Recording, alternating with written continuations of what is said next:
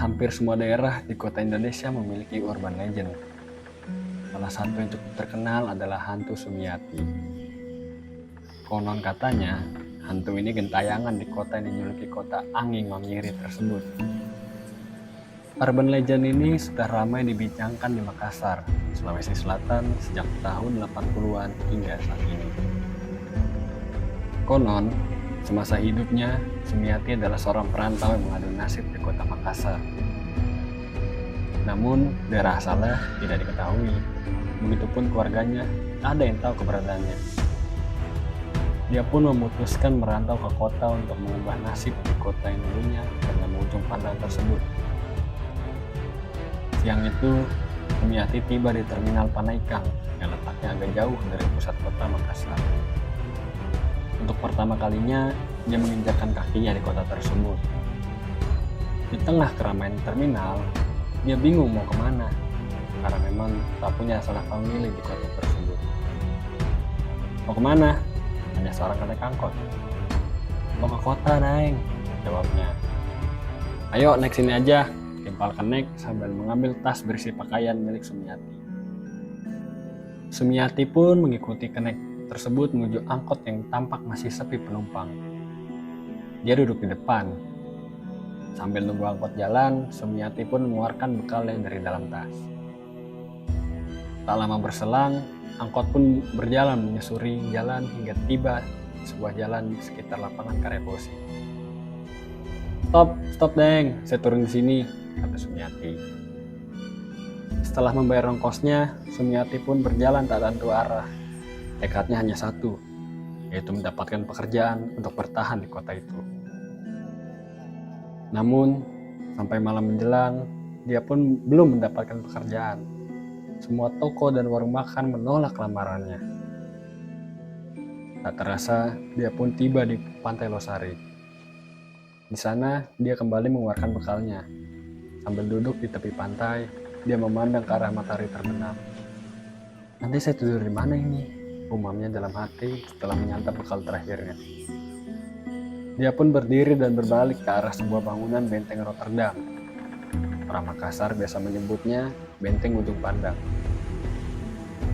Pikirnya bisa numpang tidur di halaman benteng tersebut.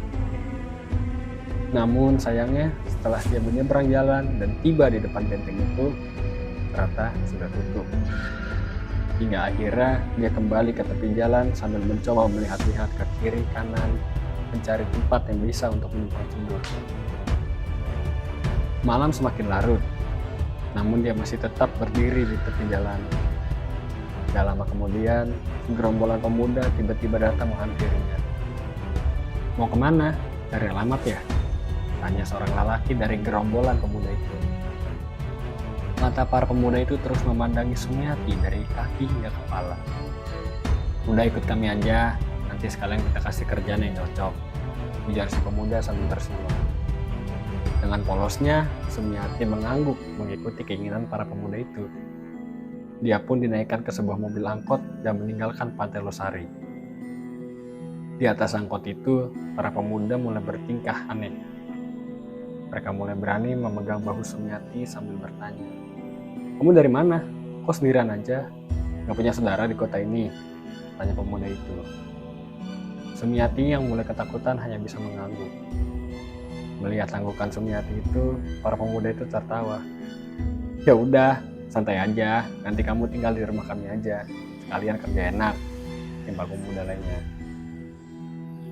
Angkot itu terus melaju dan tepat di sebuah jalan yang sepi. Mereka pun langsung membekap mulut Sumiati dan menggotongnya masuk ke semak-semak pinggir jalan. Secara bergantian, para pemuda itu melampiaskan nafsu setannya. Dan setelah puas, Sumiati ditinggalkan sendirian. Sumiati yang tak berdaya hanya bisa meneteskan air mata meratapi nasib yang sangat menderita. Gak lama berselang, melintas seorang tukang beca. Melihat Sumiati yang terduduk lemas di pinggir jalan, tukang beca itu berhenti dan menghampirinya. "Kamu kenapa?" tanya si tukang beca. Sumiati masih terus terisak dan tak menjawab. Melihat kemolekan Sumiati, si tukang beca pun tergoda. Dia melangkah ke becanya dan mengambil termos berisi air. Ini minum biar tenang, kata si tukang beca. Sumiati pun menerima termos itu dan meminum airnya. Namun, saat Sumiati baru saja menenggak minumannya, si tukang beca pun membekapnya dan menariknya kembali ke semak-semak itu. Dengan kejinya, dia menindih Sumiati melampiaskan nafsu bejatnya, sementara Sumiati tak berdaya. Usai melampiaskan nafsu bejatnya, si tukang beca ini masih sempat merokok di atas becanya. Tiba-tiba, sebuah angkot berhenti di seberang jalan tak jauh dari tempat beca diparkir. Ternyata, angkot itu isinya para pemuda yang tadi menggauli Sumiati. Setelah beca itu pergi, para pemuda tadi kembali ke tempat Sumiati yang masih terbaring lemah di semak-semak. Para pemuda pun langsung menggendongnya dan membawanya ke dalam angkot. Untung masih hidup. Saya pikir udah mati atau ada orang lain yang nemuin. Ini bisa panjang urusannya. Ternyata ada daeng beca yang ikut nyicip, ujar pemuda sambil tertawa. Di atas angkot yang sedang berjalan, para pemuda itu menghabisi Sumiati yang dibaringkan di atas bangku penumpang di belakang. Mulutnya dibekap, tangan dan kakinya dipegang, sehingga Sumiati yang sempat meronta-ronta akhirnya tak bergerak. Udah gak ada napas, ayo kita cari tempat buat ngubur, ujar pemuda sambil memeriksa nafas Sumiati. Ayo buru sebelum rame orang, timpal pemuda lainnya. Mobil melaju semakin kencang di tengah jalan kota yang masih sepi dan dingin itu. Di sebuah jalan arah keluar kota, mereka berhenti dan menggotong jasad Sumiati di tengah rintik hujan dan hembusan angin malam yang dingin. Setelah menggali lubang, jasad Sumiati dan tasnya pun dilempar dan ditimbun dengan tanah. Pasca tragedi tersebut, arwah penasaran Sumiati menghantui seluruh penjuru kota Makassar.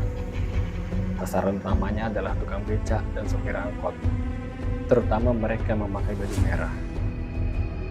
Konon katanya, salah satu pelaku mengenakan baju merah. Itulah sebabnya Sumiati kerap menghantui pria memiliki profesi tersebut dan memakai baju berwarna merah. Walaupun begitu, Sumiati dianggap sebagai hantu yang tak berbahaya oleh warga setempat.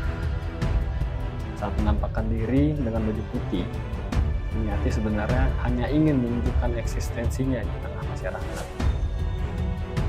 Arwah Sumiati kerap menampakkan diri di sekitar benteng Rotterdam. Dulu suatu malam, ada tukang beca di stop perempuan bergaun putih panjang di depan benteng Ujung Pandang. Itu wanita nggak bicara. Setelah beca berhenti, dia langsung naik tanpa menanyakan berapa tarifnya dan mau kemana. Si tukang beca pun hanya diam. Dan saat beca berjalan, si tukang beca kembali nanya, mau kemana? Tapi wanita itu hanya menunjukkan ke arah depan. Gak lama, hujan rintik-rintik, dan si tukang beca menepikan becanya untuk menutup bagian depan beca agar penumpang gak kehujanan. Setelah turun, dan si tukang beca kaget bukan main. Ternyata, saat dia tengok, penumpangnya hilang, dan cuma tercium bau bunga melati yang sangat menyengat. Tukang beca pun lari terbirit-birit meninggalkan becanya, kata seorang warga kota. Lain halnya jika ia mengenakan baju merah. Warga setempat percaya bahwa ia sedang mengincar seseorang yang akan dijadikan korban selanjutnya. Konon katanya, seseorang akan tertimpa kesialan jika melihat sosok Sumiati yang berbaju merah. Pernah juga ada anak muda yang pulang malam melintas di depan benteng Ujung Pandang. Dia diberhentiin seorang wanita bergaun merah. Karena kasihan, itu pemuda menawarkan wanita itu untuk naik dibonceng. Wanita itu nggak bicara dan langsung naik ke boncengan pemuda itu. Tapi tak lama, si pemuda yang mencoba mengajak ngobrol wanita di boncengannya merasa penasaran karena dari tadi nggak ada jawaban. Itu pemuda ingin nengok ke kaca spion. Ternyata itu wanita menghilang, diiringi dengan bau bunga melati yang sangat menyengat. Tanpa pikir panjang, pemuda itu tancap gas. Dan kabarnya besoknya itu orang sakit demam sampai seminggu lamanya. Emang gak ada yang sampai meninggal. Orang yang diganggu Sumiati paling-paling hanya sakit demam. Pukas warga itu. Nah, itu tadi cerita horor hantu Sumiati yang cukup terkenal di Makassar. Buat kamu nih, warga Makassar, apa kamu pernah dengar ceritanya atau justru pernah ngeliat penampakannya langsung? Yuk, cerita di kolom komentar.